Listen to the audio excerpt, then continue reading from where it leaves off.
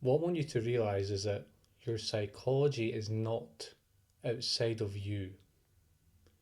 Your psychology is not outside of you. Now, this might seem like, I don't know, a kind of contradiction in terms, or a sort of oversimplified conclusion, or something so simplistic that you wonder why I'm doing an episode on it and why I want you to take this away. But I can assure you that most people will never really realize what I'm talking about here. A vast majority of people will never realize this. This is a fundamental truth about life. It's so fundamental um, that when you really realize it, it can change your entire life. It can kind of flip you inside out, not in a bad way, in a good way. Give you your life back. It can help you realize why certain things are happening in your life, why things are going well, why things aren't going well. That's the fundamental truth. Your psychology is not outside of you. But to really understand what I'm talking about here, we're going to have to explain a bit more detail and give some examples as to what I mean. So, as I said in my episode, a couple episodes ago, called The Grand Human Illusion, I'm laughing because it sounds kind of crazy to say that, but it is one of the grand human illusion is that. As I said in that video, part of our human operating system is to not realize what is us and what is not us. And I mean that in a very fundamental sense. I mean, what is our mind and what is not our mind? What is our body and what is not our body? What are the sensations we're feeling and what are the sensations we're not feeling? You know, where's the ownership of all of this? How does that work? And it sounds crazy to say this. Like if I'd said this to myself 5 or 10 years ago, I'd probably be confused. But it's something so fundamental and so that dominates your entire life that you really need to pay attention to what I'm saying. You need to take it to heart. Fundamentally, as humans, we are in confusion about who we are. And this confusion is, it underlies everything that we do. It's a confusion that you might not even really notice in your first person experience because it's kind of low level and it's hidden and it's sort of baked into everything. So much so that you just don't really realize it's there. But if you look really closely, especially once you develop the taste for it, you realize that you are in fundamental confusion about who you are. And that this paradox or this question, this koan, as the Zen people would call it, this fundamental misunderstanding is it underlies your entire life. And so this insight of your psychology not being outside of you, again, it undoes this fundamental illusion that we are under. And I want to be clear, it's not just a psychological illusion. So it's not just like something subconscious or something from our past or some force that's outside of us acting on us. And it's not even just our own mind, it's our entire world, our entire body, our speech, our energy, our our mind, all of our perception, baked into all of it is this illusion that it's outside of us. But actually, as I'm saying, it's not outside of you. Everything you are feeling is inside of you. All of your ideas about the world are inside of you. All of your thoughts are inside of you. All of the opinions that you think people have of you are inside of you. All of the opinions, all of the ideas you have about other people are inside of you. All the ideas about situations in life that are good or bad or difficult or easy or nice or unpleasant, they're all inside of you. All of the sensations that are provoked in you when you're interacting with people or you're in a certain situation or you're facing a challenge, They're all inside of you. There is, you cannot sense anything, perceive anything that is outside of yourself. Take that as a fundamental axiom for life.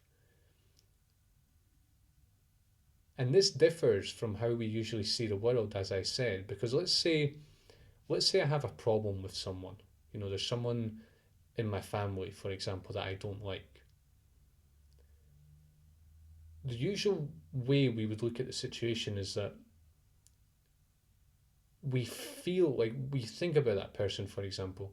It provokes a sensation or a feeling inside of us. It provokes a feeling of like tension or of hatred or of like just a feeling of sort of discomfort when we think about that person. And the way our psychology works is that we have our associations of that person in our mind. We can see them, we can remember conversations, fragments, we can imagine what that person is doing. And then we have the physical component, the physical feeling of that is provoked when we think about that person or when we're around that person.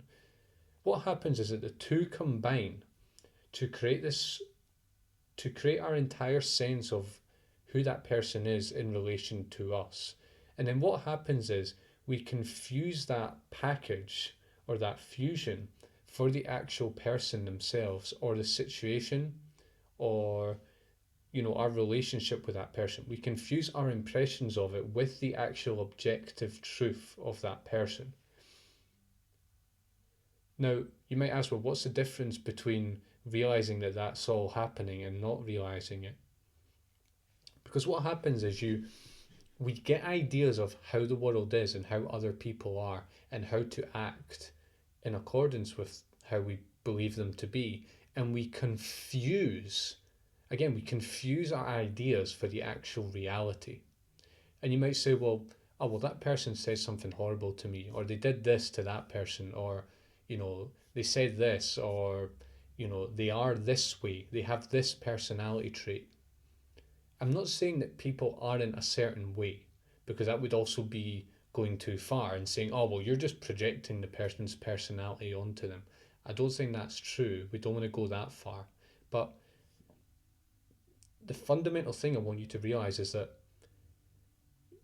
you're taking a very skewed view of that person. Even if the person does have the things that like genuinely does have those traits that you see in them, for example, what you're doing is you're basing your entire perception of that person on the limited experiences you've had with them and those limited perceptions. And what I want you to say is that those perceptions are, much of them are based on your own psychology. You could ask 100 other people and you would get a whole other range of answers as to who this person is and what relationship they have to them. Are they difficult? Are they pleasant? Are they this way? Are they that way? Are they angry? Are they calm? All these different things. People would have a whole slew of different ideas or perceptions about that person. And you are taking a very limited view because of your limited experiences you have with them and your psychology, which has you focus on certain things about that person. And again, literally, when you are thinking about that person, you confuse your impressions of that person with the actual person themselves. You do this with people you don't like. You do this with people you do like. You do this with your family. We do this with friends. We do this with bosses. We do this with people we see in the street that we don't even know. We do this with absolutely everyone. The people that are coming and going in our lives and also in our mind through our memories and so on, they mostly reflect to us our own psychology. We're taking a very limited stance on who they are, and we confuse the world and these people and objective reality for our impressions of it. So you might say, well, okay, I understand, right? With people, we have a very distorted view and we confuse our impressions for that person. Right, I understand that, Ross, but big deal. Well, if you don't understand the depth of that point, I ask you to consider that It's not just with people that you're doing this. It's not just that person you dislike or have a problem with, that family member that you've had arguments with in the past or whatever. It's your entire perception of every single event in your life is dominated by your psychology and by your interpretations. Whether it's work or leisure or your family, you know, things that you have to do, experiences from your past, everything is being filtered through your psychology, and it limits and it shapes how you believe the objective world to be. This happens with individual things in your life, individual situations. So let's say I'm the classic example. Let's do say I'm doing a presentation at work tomorrow and I'm feeling nervous about it. Well, your impression, your belief, or your opinion about that thing that you're doing tomorrow, the presentation, is a clear reflection of your psychology and how you and your self image, your beliefs about the world, your beliefs about other people, the beliefs you have about the people you're giving your presentation to. And I want you to realize that this impression you have of the presentation, and apply this to any event in your life, anything, if it's troubling you or if it's the opposite, that is a function of your psychology. It's not because the actual thing is inherently problematic or anxiety producing in and of itself.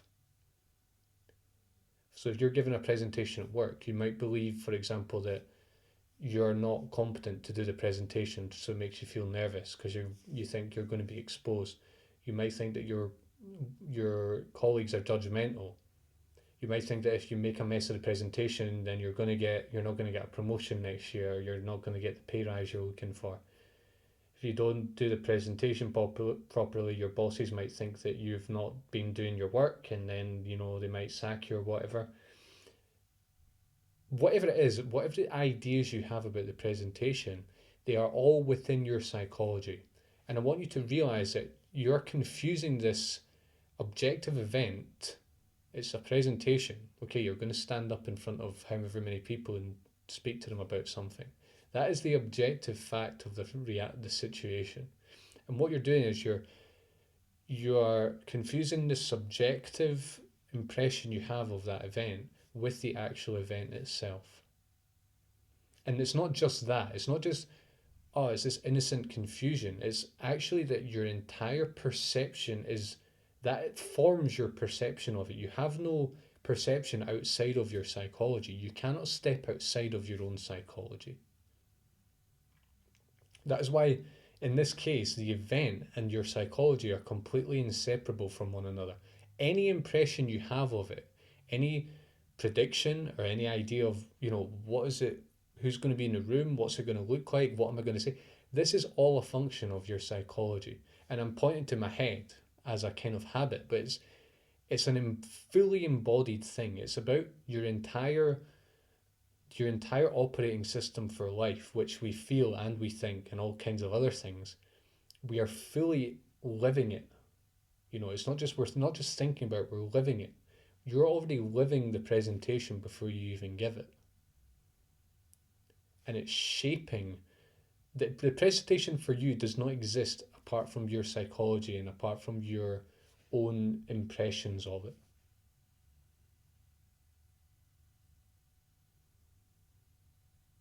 So you can think about like people you have difficulty with, uh, problematic situations in your life. You can also think on the other side about pleasant situations, people you have a good relationship with, and you can see that you have a good relationship with them because they fit like a lock and key into your psychology, which is a great thing to realize as well as the limiting stuff. But to go even further than that, I'm not just saying that individual events in your life, oh yeah, we're interpreting them and we're sort of, we're shaping them according to our own psychology. I want you to realize now on a very big level, and this is happening all the time, 24/7 in your life, absolutely everything that you're interacting with is, it's not separate from you, it's not separate from your own psychology. It is being filtered and interpreted and analyzed by your psychology. A lot of this happens subconsciously before we even realize it's happening, which is why it seems so natural and obvious. And on a deeper level, you cannot step out of your own psychology. Or you can, but what I mean by that is that inevitably we are using our mind to understand the world. And so there is no world. There isn't, okay, there is a world. There is the objective world. There are objective events and facts and people in our world. But it's so subjective that it's hard to even know what is the actual objective fact of the situation. This happens with absolutely everything that we do. I had the example I'm using in my latest article on this subject, which I'll link to in the description if you want to have a look, is taking the rubbish out, right? Taking the rubbish out. Now, if you're like most people, I imagine this stirs up like a negative um, connotation for you. Well, it does for me. So maybe I'm projecting that onto you as well. But let's think about it. What are the impressions that I have when I take the rubbish out? I think, well, the rubbish is smelly.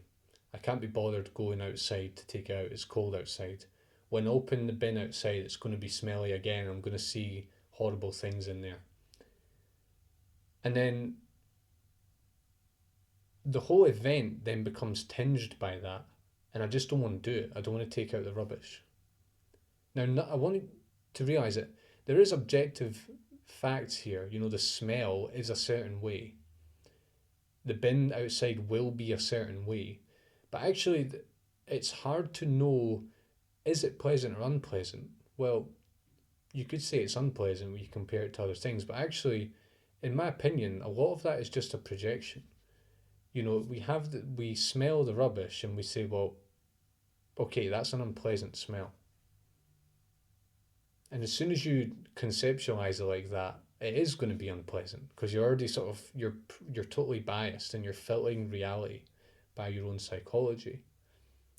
And then the whole event will just be you living out your previous impressions of it or your preconceived ideas of it because you've already come in and said, well, taking out the rubbish is inherently unpleasant, an unpleasant task to do. But this, again, the rubbish, all these examples are just a small little slither of everything that I'm talking about here. Every time that things are happening to you in your life, I want you to realize that your impressions of them are just a reflection of your own psychology. It's not that that thing is inherently scary or that thing is inherently difficult or that person is inherently difficult. It just seems that way because of how you're interpreting the situation and also because of your skills and your life experience and so on. You've just not got, it's not part of your repertoire, so to speak. And that's why it seems difficult or scary. Or the opposite, of course, why it seems easy and obvious to you is because it's part of your reality. And it's not just you. This is every single person. We are all doing this. We are all filtering reality so much through our mind. We are fundamentally, our perception is not separate from our psychology, and so we are fundamentally all living in our own world. That's another episode I've done. We all live in our own world. We fundamentally are all living in our own world. You know, our worlds crisscross and we experience objective events and realities and places and people. But everything is so filtered and so subjective that it's like, are we real? You know, how objective is reality? You know, how do we separate our impressions from the actual thing itself? And you might realize that it's actually really hard to know what is reality and what isn't, what actually is true and what isn't, because everything is so subjective. And I want you to really take on board that every moment of your life you are living it through your own psychology, and 99% of the time you are completely unaware that you're doing this. In fact, For most people, I'd say it's 99.999. You know, might have rays of light here and there. And apart from that, I think there's a very small percentage of people who see this a lot of the time. Most people do not see this at all. And they confuse their mind and their impressions of things for how things actually are.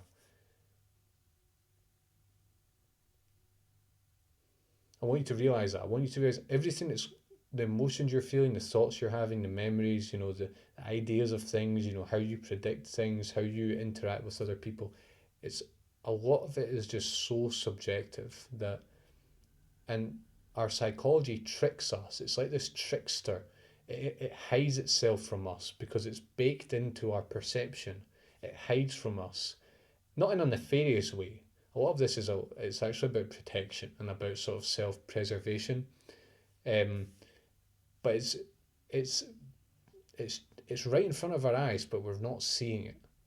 And a good way to start, if you can't see it in yourself, is to see it in other people.